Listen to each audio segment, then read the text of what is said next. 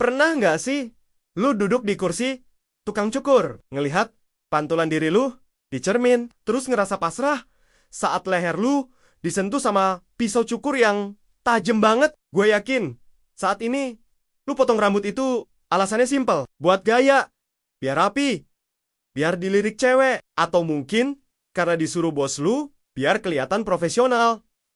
Tapi pernah kepikiran nggak sih kalau mundur ke ratusan tahun yang lalu, di tanah tempat kita berpijak sekarang ini, orang-orang di Asia Tenggara itu justru ogah banget buat potong rambut buat leluhur kita.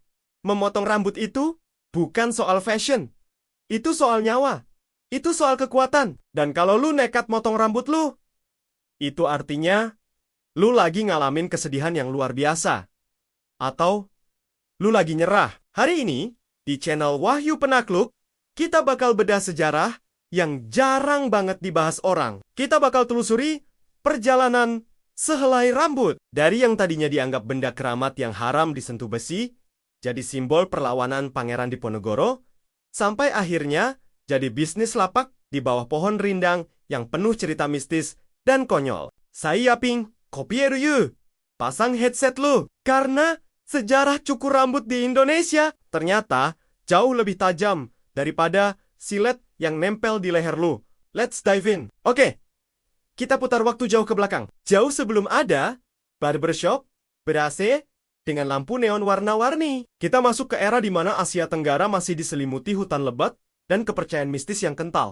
Menurut Anthony Reed, seorang sejarawan pakar Asia Tenggara yang gila banget risetnya, dia nemuin fakta menarik. Pola yang berlaku di masyarakat kita zaman dulu, baik cowok maupun cewek, adalah membiarkan rambut tumbuh seliar-liarnya, sepanjang mungkin, selebat mungkin. Kenapa? Apa mereka nggak gerah? Jawabannya bukan soal gerah atau enggak, tapi soal mana atau kekuatan spiritual. Bagi orang-orang Nusantara kuno, kepala adalah bagian tubuh yang paling suci, paling tinggi, dan rambut adalah mahkota alami yang nyimpen energi kehidupan lu. Ada kepercayaan kalau lu potong rambut sembarangan, lu itu kayak membuang sebagian dari jiwa lu. Lu membuang kekuatan lu. Makanya kalau lu lihat relief-relief candi atau lukisan pahlawan zaman dulu, jarang banget ada yang cepat kayak tentara zaman sekarang. Rambut mereka panjang, digelung, diikat. Itu simbol kekuatan. Terus, kapan mereka boleh potong rambut? Cuma ada satu momen di mana pisau boleh menyentuh rambut mereka. Kematian. Mencukur rambut di masa itu adalah bahasa visual dari rasa duka yang mendalam. Kalau ada raja yang mangkat atau orang tua yang meninggal, barulah rambut itu dipotong. Itu tandanya lu lagi hancur, lu lagi berkabung, lu rela kehilangan kekuatan lu karena kesedihan yang gak tertahankan. Jadi, kalau lu hidup di tahun 1600-an dan lu tiba-tiba muncul dengan rambut bondol, orang gak bakal bilang, "Wih, keren bro, stylenya." Tapi mereka bakal nanya, "Siapa yang meninggal?" Turut berduka ya. Beda banget kan sama sekarang? Tapi zaman berubah. Angin perubahan mulai bertiup, membawa serta agama baru, dan tentu saja penjajah. Masuknya Islam dan pengaruh kolonial mulai menggeser makna rambut ini. Pisau cukur yang tadinya cuma alat berkabung, perlahan berubah fungsi jadi alat kepatuhan dan perlawanan. Dalam Islam, kita kenal ritual tahallul saat haji atau umroh. Mencukur rambut jadi simbol pembersihan diri, simbol kepatuhan total sama Tuhan. Ini mulai mengubah mindset orang Nusantara bahwa memotong rambut itu bisa jadi ritual suci, bukan cuma tanda sedih. Tapi yang paling gokil adalah apa yang terjadi di tanah Jawa saat perang Diponegoro meletus di abad ke-19. Ini cerita favorit gua, Pangeran Diponegoro. Sang legenda itu sadar betul kalau perang itu nggak cuma fisik. Perang itu juga soal simbol, soal identitas. Di masa itu, banyak orang Jawa, terutama kaum ningrat yang merapat ke Belanda, mulai ikut-ikutan gaya hidup Eropa, atau setidaknya menjadi Jawa yang kompromis. Mereka dianggap lembek, dianggap, maaf kata, murtad secara budaya oleh pengikut Diponegoro. Diponegoro kemudian ngeluarin instruksi yang unik. Dia menganjurkan pengikutnya, laskar-laskarnya yang berani mati, itu buat memangkas rambut mereka jadi lebih pendek. Kenapa? Buat ngebedain. Ini loh, kepala orang yang ngelawan Belanda. Potongan rambut jadi kode rahasia.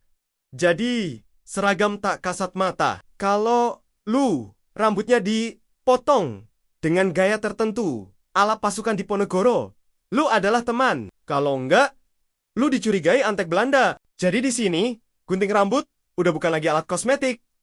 Gunting rambut adalah senjata politik. Potongan rambut lu nentuin lu ada di pihak mana dalam perang yang menumpahkan darah ribuan orang itu. Sementara di Jawa, orang sibuk perang. Di belahan dunia lain, di Eropa, terjadi revolusi industri. Dan percayalah, asap pabrik di Eropa ini ngaruh banget sama nasib tukang cukur di Indonesia nantinya. Di Eropa abad 18, tatanan sosial berubah.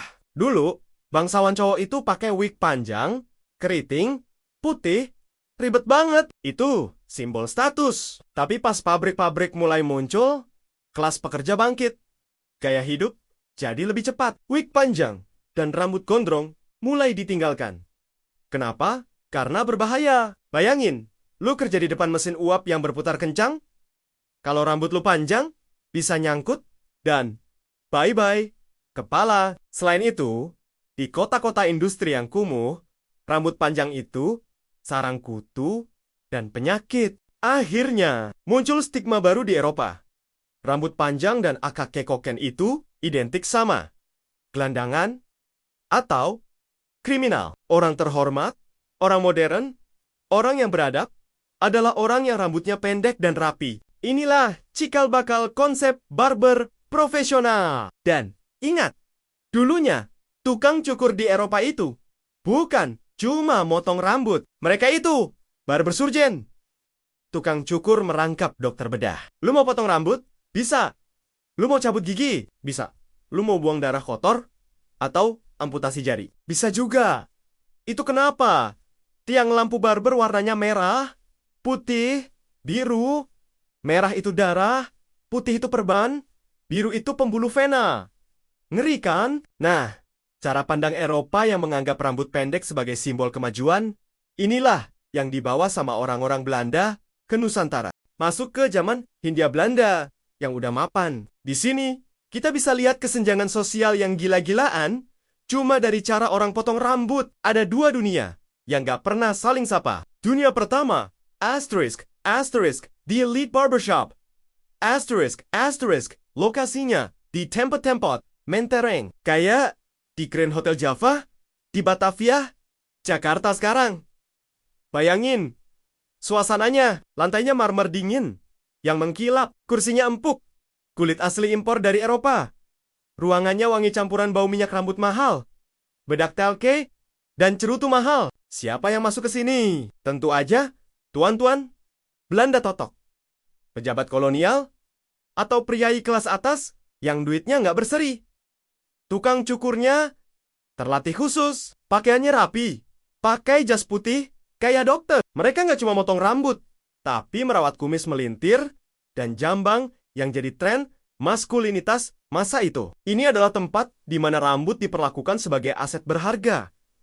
Tapi, gimana nasib rakyat jelata? Gimana nasib bayot-bayot kita yang duitnya cuma cukup buat makan hari ini? Selamat datang di dunia kedua, cukur pitingan atau barber rakyat. Mereka nggak punya bangunan, nggak ada atap, nggak ada lantai marmer. Lapak mereka ada di bawah pohon rindang itulah. Kenapa sering disebut DPR di bawah pohon rindang? Lokasinya di pinggir jalan berdebu, di dekat pasar yang becek, atau di pojokan terminal Delman. Modalnya kursi kayu reot, sebuah cermin yang kadang udah retak atau burem karena jamur, kain penutup badan yang udah kucel karena dipakai gantian ratusan orang, dan senjatanya gunting all purpose yang mungkin paginya dipakai buat gunting kertas atau kain, dan sebuah pisau cukur atau kadang pisau dapur yang diasah tajam banget di atas batu kali atau kulit ikat pinggang. Budayawan kita, Umar Khayyam, pernah bilang dengan getir, tukang cukur rakyat dan pelanggannya itu sama-sama melaratnya. Ini adalah solidaritas kemiskinan. Si tukang cukur butuh uang receh buat makan. Si pelanggan butuh rambut pendek biar nggak dibilang gembel sama polisi Belanda, tapi nggak punya duit buat ke salon. Ketemulah mereka di bawah pohon. Nah, bicara soal tukang cukur rakyat, kita nggak bisa lepas dari satu etnis yang legendaris banget dalam dunia perambutaian Indonesia. Siapa lagi kalau bukan saudara-saudara kita dari Madura? Sejak zaman kolonial, profesi tukang cukur keliling ini banyak didominasi oleh pendatang dari Madura. Dan dari sinilah muncul banyak banget cerita, mitos, bahkan horor yang lucu. Ada satu mitos yang beredar di tahun 1930-an yang bikin Umar Khayyam waktu kecil ketakutan setengah mati kalau diajak cukur. Mitosnya begini. Konon, pisau cukur yang dipakai sama tukang cukur Madura ini bukan pisau sembarangan. Itu adalah pisau yang katanya pernah dipakai buat ngiris kuping orang yang berani nyakitin hati mereka. Katanya sih, irisannya halus banget. Saking tajamnya itu pisau, dan saking ahlinya si tukang cukur, korbannya nggak ngerasa sakit. Tahu-tahu, ples, telinganya udah coplok. Atau nyaris putus, ngegantung gitu aja. Serem banget. Tapi justru mitos kayak gini yang bikin tukang cukur Madura disegani. Lu duduk di kursi mereka, lu harus sopan. Lu serahkan leher lu ke mereka. Ada trust atau kepercayaan tingkat tinggi di situ. Dan jangan salah, layanan cukur rakyat ini palu gada. Apa lu mau gua ada? Mereka nggak cuma potong rambut, mereka melayani pembersihan lubang-lubang. Ya, lu nggak salah denger. Di tengah debu jalanan, mereka dengan santainya ngorek kuping pelanggan pakai alat logam kecil, membersihkan kotoran mata, bahkan membersihkan bulu hidung. Itu adalah spa versi rakyat jelata. Kenikmatan duniawi di tengah kerasnya hidup zaman penjajahan. Sensasi dikorek kuping sama tukang cukur itu. Antara geli, takut ketusuk, tapi nagih. Siapa di sini yang pernah ngerasain? Komen di bawah ya, untuk ngasih gambaran betapa kacaunya tapi hidupnya suasana cukur rakyat zaman dulu. Gua punya satu cerita nyata. Kisah ini dicatat sama seorang tentara KNIL, tentara kolonial bernama Hari C.C. Klakner Brusen. Kejadiannya di Pasar Senen, Batavia, awal abad ke-20.